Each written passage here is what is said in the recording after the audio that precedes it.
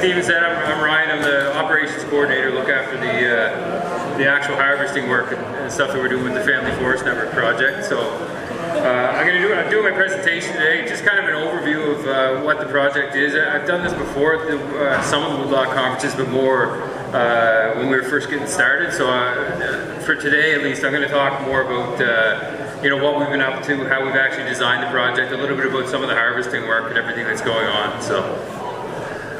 So just for background, the idea with the Family Forest Network project first started back in 2018 with the release of the Leahy Review. Big demand for ecological forestry across Nova Scotia. The new silviculture guide for the ecological matrix had come out. There's been big focus on implementing it on Crown land, but maybe lagging a little bit on how we go about doing those types of treatments on private. There tends to be a bit of a difference. So so we're trying to fill that hole and do some practical research into ecological forestry on private lands. So the Family Forest Network, like a lot of projects you've seen these days, was funded through FIT as I guess a partnership of 11 different groups. You'd see up there some of the key ones for this area be with the Western Woodlot Co-op and MTRI. So for our project, one of the things that we ended up doing was, I can't hardly read that. We wanted to come up with a definition of what we actually think for our scope and what our project, what ecological forestry actually is. So for us at least, ecological forestry aims to manage forests in a manner that promotes the development and or restoration of stands back to climax vegetation types appropriate to the local area, the eco-site, soil conditions, and so forth. And just why that's important, you can define ecological forestry in a lot of different ways. Some would argue that even high production forestry is ecological forestry, and no problem with different definitions. We just wanted to come up with our own, so it's very clear about the type of work that we're seeking to try and do. So within the project, some of the first things that we end up doing is, we've got to decide where exactly we're going to work. We rely heavily on the forest ecosystem classification manuals. We're lucky enough to work with some folks within the department. We had data from all of the permanent sample plots and from all the previous work that went into the forest ecosystem classification manual. So we were able to actually look through that data, pull out what was some of the most common vegetation types on private land, and we were looking for veg types basically that have wide distribution or regional importance. So for somewhere like here in the west, really look a lot at the Goldfield white pine. We don't tend to get them. We get a little bit out of the Hanscan areas. We have some through the Rawdon Hills, but that's about the end of it. So very important veg type for in the west. It's not represented everywhere else, but one that we wanted to look at. Do they have ecological management challenges? So with a lot of them, we've got kind of the early successional types, a lot of intolerant hardwood type stands. Do they have significant climate change adaptation considerations? Also true. Look at Mike was up just before me talking about with balsam fir and stuff. Kind of anecdotally, we'd already start to see it. It just doesn't last nearly as long as it used to in the woods. By that 40, 45 years old, you start to see lots of butt rot and woodpecker holes. And then does it have restoration opportunities? So that would be a lot of those sites too that maybe came back. They were through whatever management practice, whether they were clear cut, blew down, anything else, came back in some of those early successional veg types. And how can we go about doing harvesting work that will, obviously generate some revenue? That's always a goal of doing the work. But how can we go about that in a manner that best suits getting that site back to the later successional veg types? With the older trees like the red spruce, yellow birch, sugar maples, anything like that. How can we do the harvest in a manner that gets it back to that state the fastest? So one of the first things we ended up doing is we came up with our own, using Survey 123, it's through ArcGIS. We came up with our own pre-treatment assessment application, just with Survey 123, really nice and user-friendly. You don't need an expensive tablet. I actually do them either on my phone or on an iPad. We based most of what we did off of the Crown PTAs. Changed some things around, especially on private land, small private, we tend to look at smaller harvest areas. So, if I'm going to a site to do a pre-treatment assessment, I'm generally going to be there all day. We kind of figured out that we could actually go from where on Crown they do one plot every 2 hectares. We're doing it 1-to-1, and it seems to work out well. I don't usually have much of a challenge to get through a site in a day. So some of the other stuff that we also did was added in a whole bunch of different kind of between plot measures and measures at the plot. So we actually do transects at all of our PTA plots for coarse woody material. So we have an idea of like how much dead wood is on the ground, and actually in our prescriptions we'll make recommendations if we need to take actions within that harvest to create more coarse woody. We also look at stuff like FEC, Forest Ecosystem Classification transitions, really try and break sites out based on drainage or like slight differences in veg types, which can, for some things, have a little bit of a big impact on the type of harvest that we're going to do. And then also, like in between plots, we do a lot of,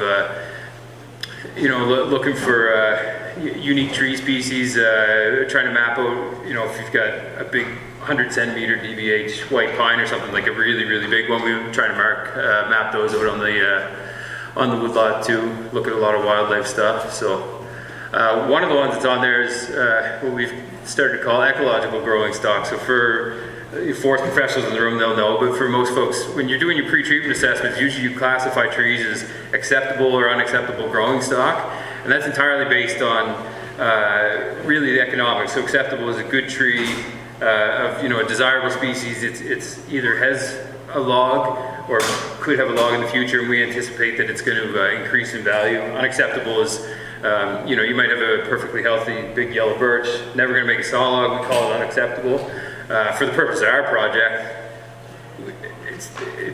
it feels a bit disingenuous where like we have a big restoration approach too. So we created a subcategory where we would still call that tree unacceptable, but we also call it ecological growing stock, meaning that it's still an important tree. It's a tree that we want to keep within that harvest for non-economic reasons. It's a good seed source. It might just be a big tree, like an uncommonly big tree within the harvest or anything like that too. So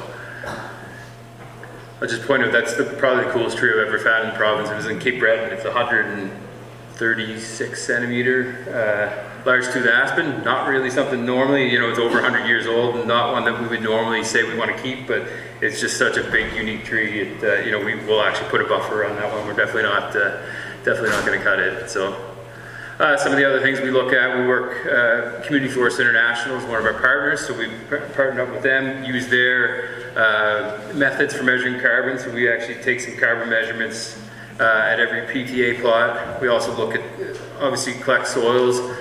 Within our project, we've got, it floats a little bit, but 125 to 150 harvest sites that we're going to do. Not every site gets research plots, but for the ones that we do full research plots on, we've actually been collecting soil samples similar to the project that was talked about earlier there. Kevin Keys is our project scientist too, so so looking at the soils in the same way within our project. Some of the other things we do, calculate sustainable mean annual increment and our harvest annual increment, which is basically a way to say you can take this much biomass per hectare per year off a site and not do any damage to the soil. So that's something we always look at. It goes into every one of our harvest prescriptions. We do some soil damage hazard ID built into work orders for the contractors. Even this winter, spending some time with the contractors, helping them, with ways that I would, somebody that's experienced in the woods, look and say, in the wintertime, oftentimes you'll see fronds from like a cinnamon fern, which is a species that grows on wet soil. You can see the fronds sticking up and know, even though it's cold and supposed to be frozen, that might be an area that's an issue.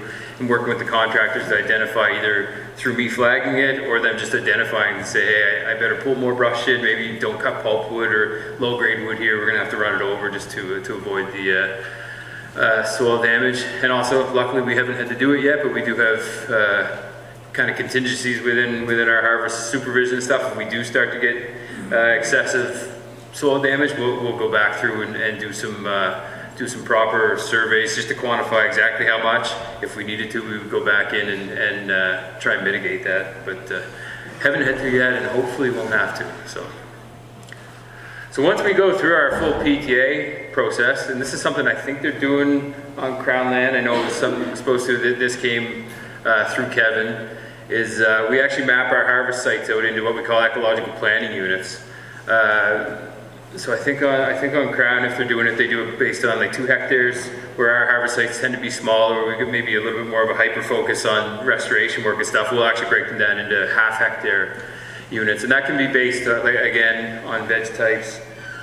Could be differences in soil drainage, differences in soil types. You may have a typical soil in one area and a little bit richer soil in other areas, which can affect how much wood you can actually cut out of there. It all ends up being as part of the same harvest. Oftentimes, the contractors wouldn't even see this. It usually will be the same harvest intensity or harvest prescription, but we may hive an area off, like say if most of that map was well drained, but the little piece down on the bottom of it was maybe wetter. I'll actually delineate that out for the contractor, just so that he knows that, hey, like my risk of soil damage in those areas is higher, and we may have to change how we're going about doing our harvesting a little bit. So within the project, we're doing kind of 2 streams of research. So on all of the sites that we work on, we're looking at economic research, and that can be based on, we take productivity data from the harvester. So we look at the productive machine hours. They track, if the harvester or the forwarder has to hog brush, do any type of corduroy work. Occasionally, like you can see in the picture, sometimes we'll put the harvester through a little area that's really not much of an economic opportunity there, but for the silvics of the site and getting the treatment done, we still want to process the wood so that that's a bunch of garbage fur that really couldn't go for anything, but it's in the way of trying to grow something better. So what does it actually cost to put the harvesters in to do that type of stuff? Some of the other things that we look at with those is obviously how much wood per hectare, how much wood comes off every site, looking at things like kind of speak to Todd's presentation. Road access just sucks all the time. It's hard to deal with. And then also how much it costs for us, like for the foresters, forest technicians, to actually get out there and do the planning on these sites. If we were looking more in depth than what most harvesting probably has, we're trying to cover all the bases to figure out how much does it cost, and then is it truly feasible to do this type of stuff. We'll have good recommendations on some of that stuff, and also like there's some things that we measure that for some landowners it might be the most important thing in your woodlot. For others, maybe not a big deal. So if we know what each one, or we have a relative idea of what each one costs, you can then go to a landowner and tell them, if you want us to survey for species of risk or something like that. I mean, technically you have to do it, but sometimes we'll take a more in-depth look, and you can decide if that's worth it or not. So on the biological side, so the goal is to fully assess the stands being researched.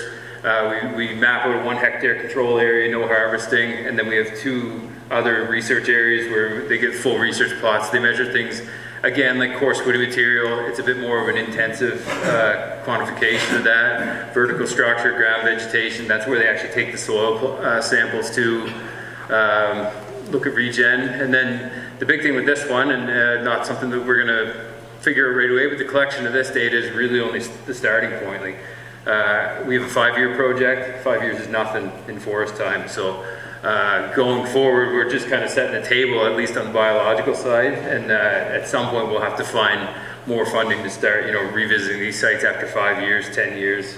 Hopefully that it'll be a longer term, longer than even my career in the woods, probably a research project, but bridged across in the future. So one of the big ones, kind of what I meant to focus on here today, and when we first started the project, we got asked a whole bunch of times if we were going to observe a spring singing season for the birds.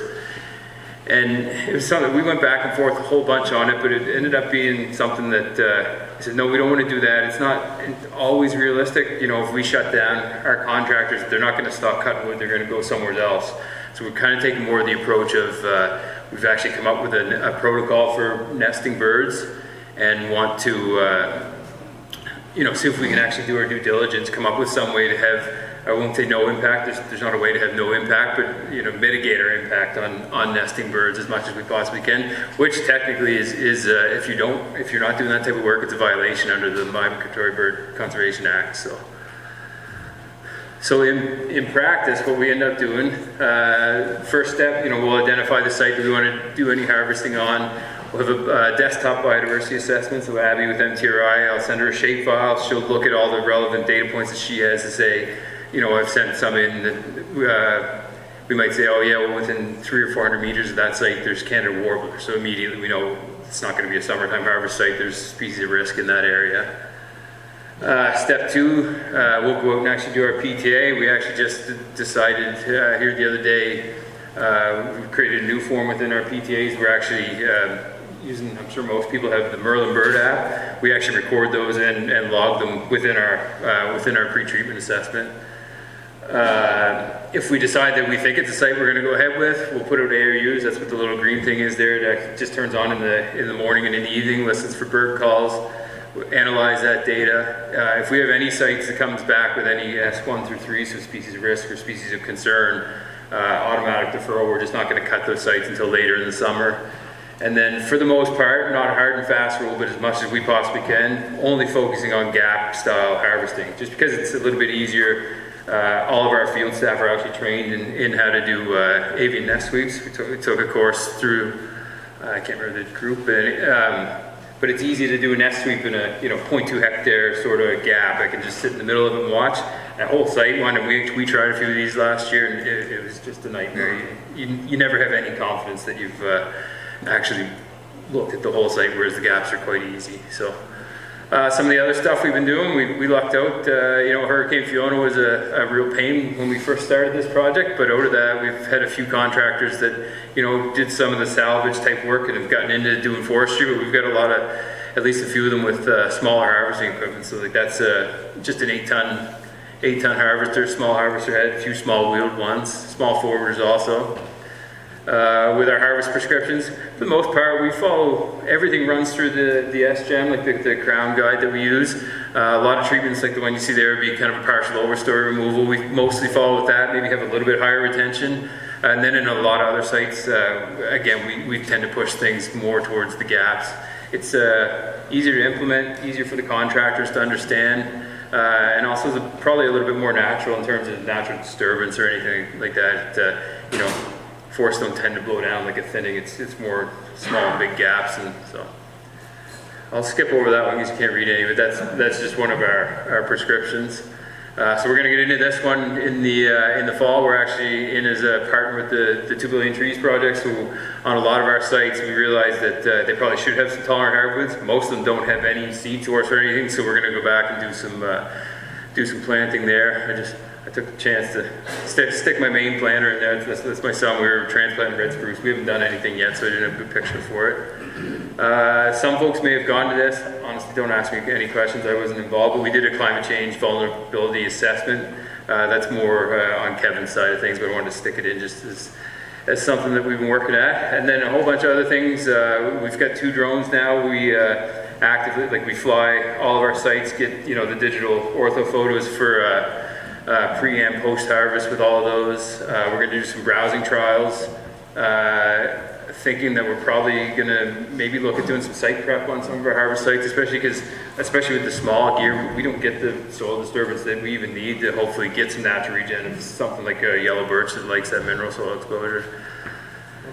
So anyway, so yeah, that's most of them. Always thinking ideas, working a few different things. So didn't leave myself much time for questions, but if anyone wants to show one. Time for one question? No questions? Perfect. Okay, thank you very much.